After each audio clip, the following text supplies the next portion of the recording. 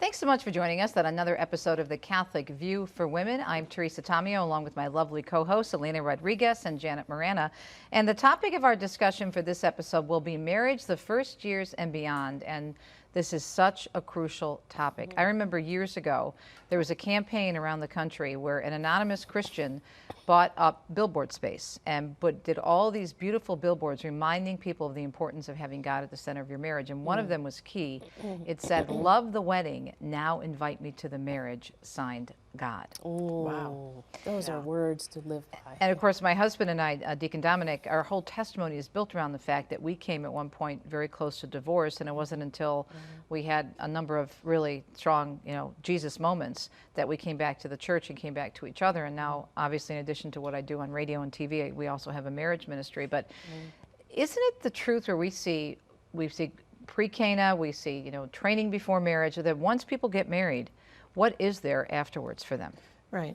Well, first of all, you start, Teresa, with pre-Cana, which is anemic at best. I always say the amount of... It's getting better in some dioceses, but not where overall, it should be. If you have to look overall nationwide, it's pretty anemic, and even worldwide, the amount of marriage prep. And when you think about that, there's two vocational sacraments, marriage and holy orders. Holy orders, Holy right. orders, they're in seminary for years. And marriage, where you're building up the body of Christ, the family, you're going to have future children, future vocations maybe. What do they get? One Saturday for a few hours? I mean, seriously. We have to take, first of all, marriage prep seriously. And then, of course, a lot of couples, we know this coming into Catholic marriage, is already living together. I can speak from the experience of my 3 daughters. When they would go to marriage prep, they weren't living with their spouses, but the big joke around some of the tables were, oh yeah, ha, ha, ha, ha, ha, ha, who's living with who? I mean, it's just so matter of fact that we have to start first of all with marriage prep. But you're right, Teresa. Once they go down the aisle, the next time some of them go back to church is maybe if there's a christening.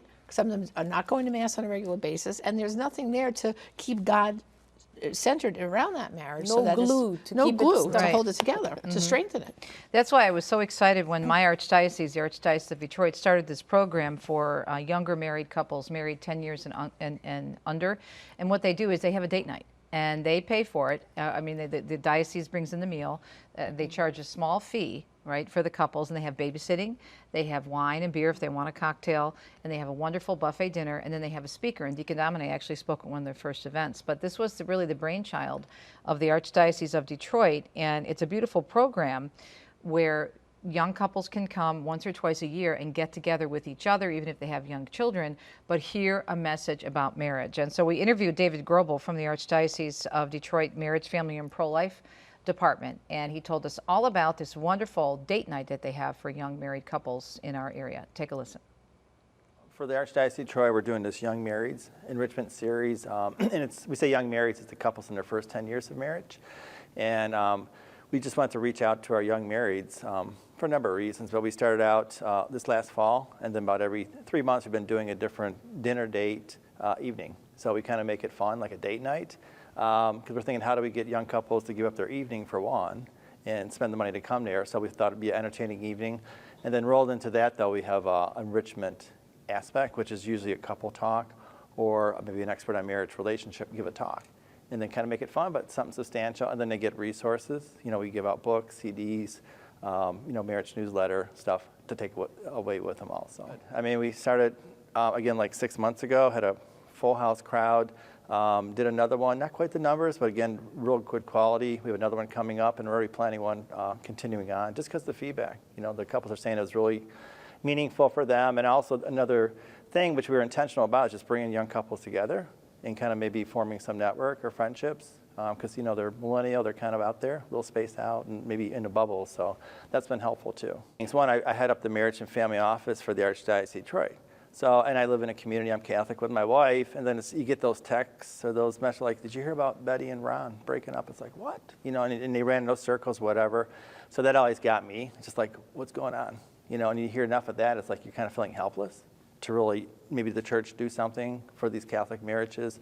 And then the Pope Francis came out with his exhortation letter, The Joy of Love, and I think it's paragraph 223, but on that he was saying different groups need extra care, and one of those were the couples in their early years of marriage, because they start getting down the road a little bit, and then they're starting to meet some of the challenges and what it means to be married, and that's really where the pastoral accompaniment needs to kick in.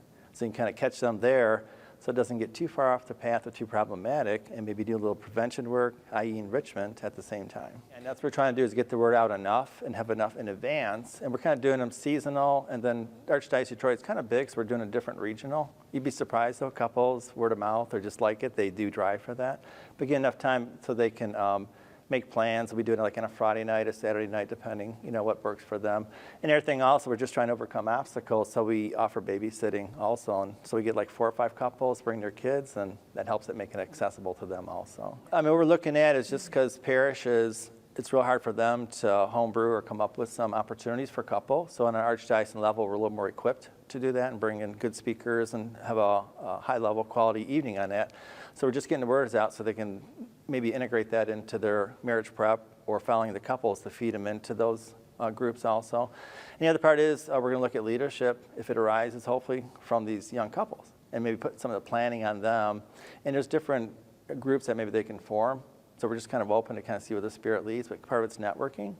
And then also just using social media. I mean, we did one Advent challenge where we had the couple sign up, and they did really fun, like through the Facebook, kind of different challenges that were put out every day, and it helped kind of connect to each other in that way there, and then just with their own relationship, kind of spiritual stuff and fun stuff, and then they had a family potluck at the end. So kind of getting creative, where they're at. It's like date night, you hear that, you should do on date nights, but sometimes that gets lost in the shuffle. So if they can put that on their calendar and kind of make it just, that's a normal thing we do, we look forward to, we plan it. So that would be part of it also. And that would kind of fit into just kind of nurturing the marriage relationship and kind of putting that front and center, especially when they're busy, with young kids and their whatever pace of life.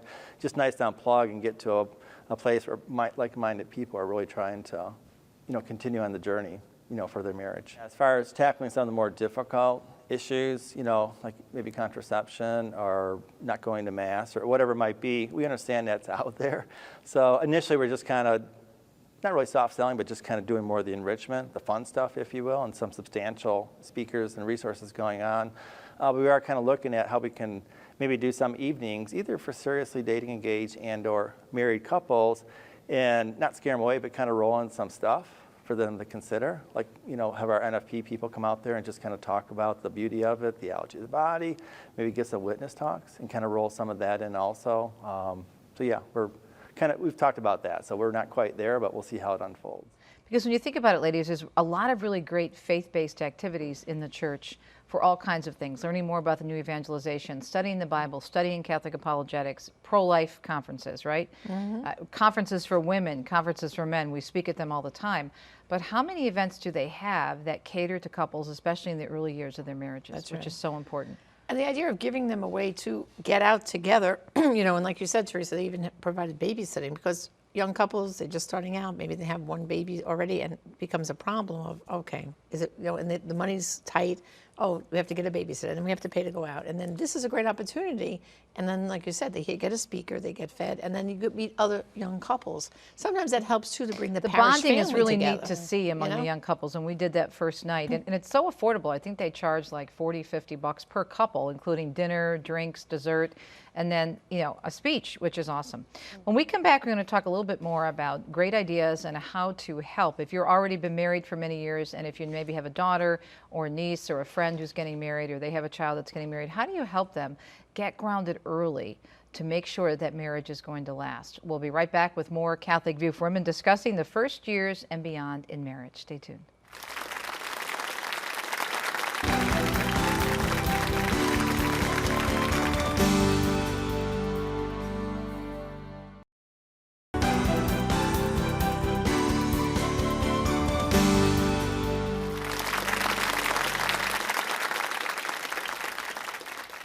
Welcome back to the Catholic View for Women. I'm Teresa Tomeo, along with my co-hosts Elena Rodriguez and Janet Morana. We're talking about the first years of marriage and beyond, helping those couples who are getting married stay married by offering different opportunities for them to really understand the sacrament of marriage. And Janet, you were talking about it being a vocation.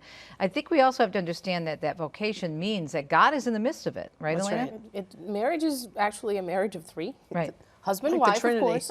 A Trinity, it really is. But that's a the reflection. That's what it's meant to be. figuration of- Right. a figurement of the Trinity, because God is in the middle. If God is not in the middle, the marriage will not last. There's no glue, as we were saying earlier. And it is very important to recognize that it is a marriage of three it's supposed to mirror the Trinity. Well, that old expression of, a family that prays together stays Stays together. together. Well, a Yes. couple that prays together stays together.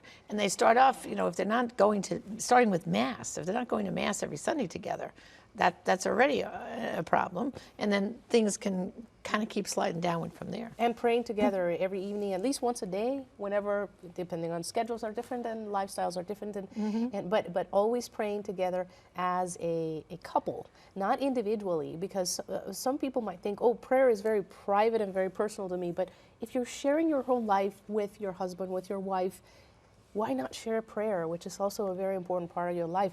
The marriage is young. It's a baby marriage. So what do you Right. do with a baby? You nurture the You baby. have to feed it. You're constantly watching over the baby, protecting him or her from all the dangers, and it's going to fall over, it's going to hit the head. Well, how about a baby marriage? You got to nurture it every day. Well, Right. and like they say, don't let the sun go down on your anger. If you've had a disagreement, during the day, resolve, talk about it over dinner, maybe after dinner, but then pray about it before going to bed. So that evening, like you're saying, that praying in the evening together before going to bed is very important. Yes. Yeah, I was really proud of our Archdiocese for doing this, because people are always saying, oh, the church doesn't do enough, the church doesn't do enough. And then here you have a program, Right. and it did finally get off the ground, but the first couple of times it was not that well attended. But now they're very popular. They've had Peter and Debbie Herbeck, Deacon Dominic and I speak, and other people that are well known in our area and across the country in ministry. But a really important idea of having that date night, which is huge.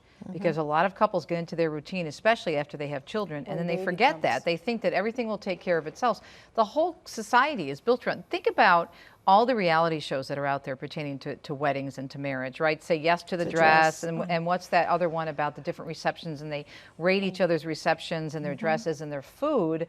And, okay, that's fine, and that's really nice. All the time in prep into the before and very little into the after, or nothing into the after. Nothing really into the after. I mean, they come back from their honeymoon and boom, back to work, back to routine, and there's not talking And about that's taking care of actually the themselves. most important moment when the marriage begins. That's right, in the very beginning, yeah. And then when baby comes, mom and dad have to be okay first.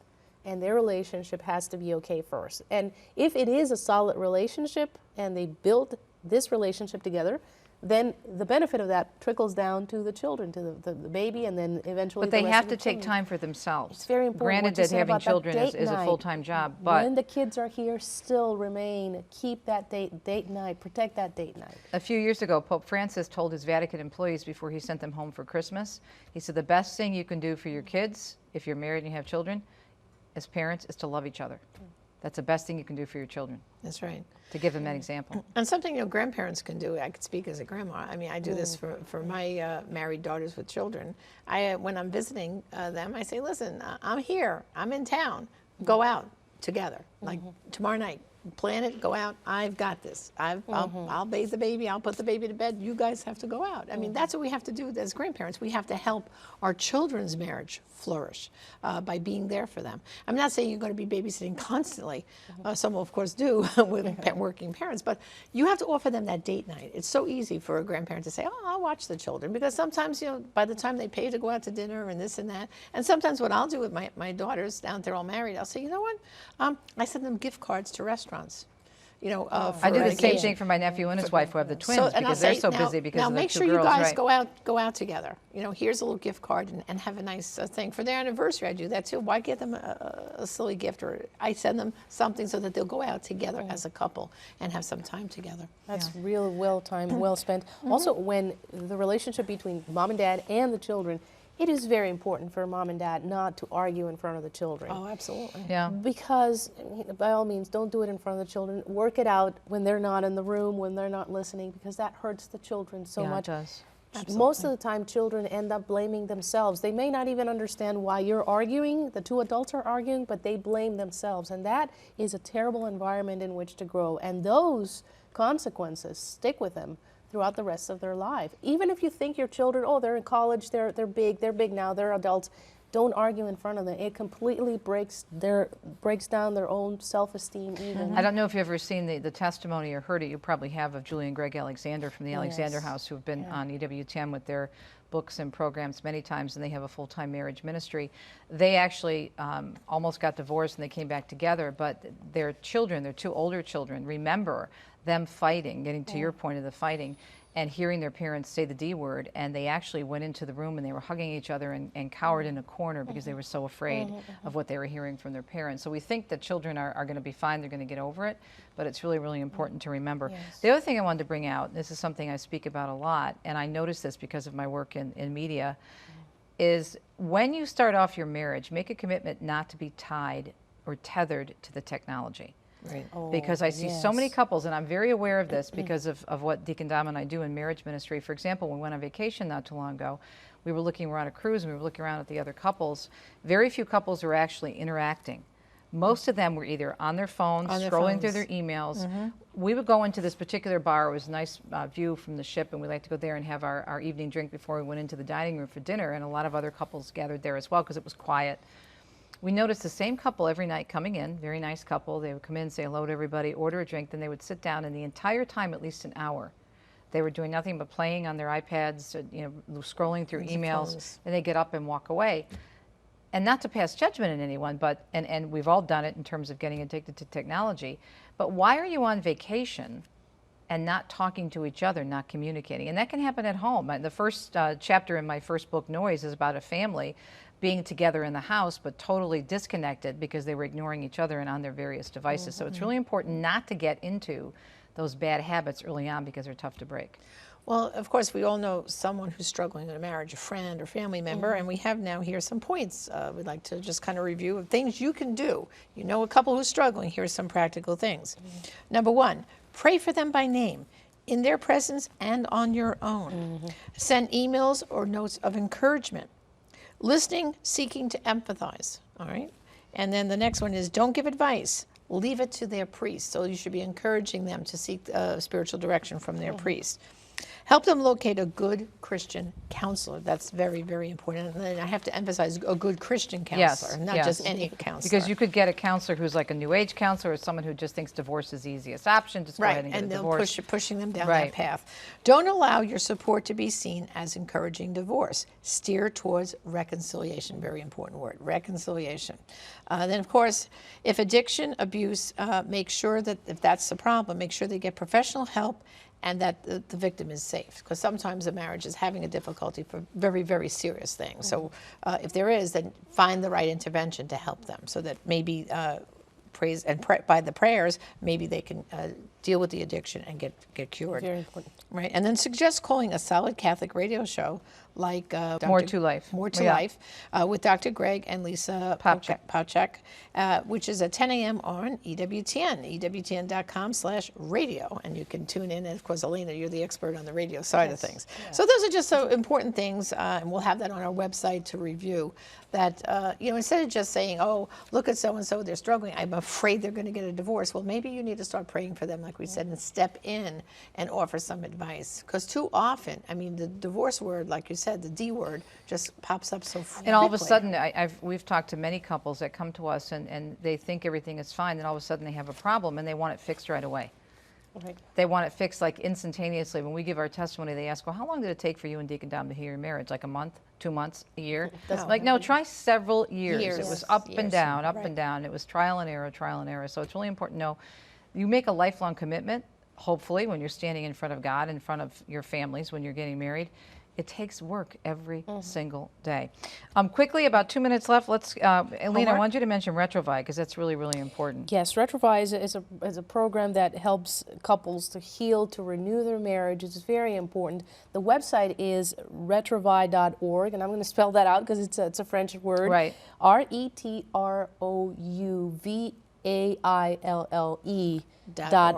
Retrovi.org, which in Retrovi in French means to re-encounter. Right. So to meet again and say, well, let's start from scratch. Let's work through these things, start from scratch, and really solidify the marriage.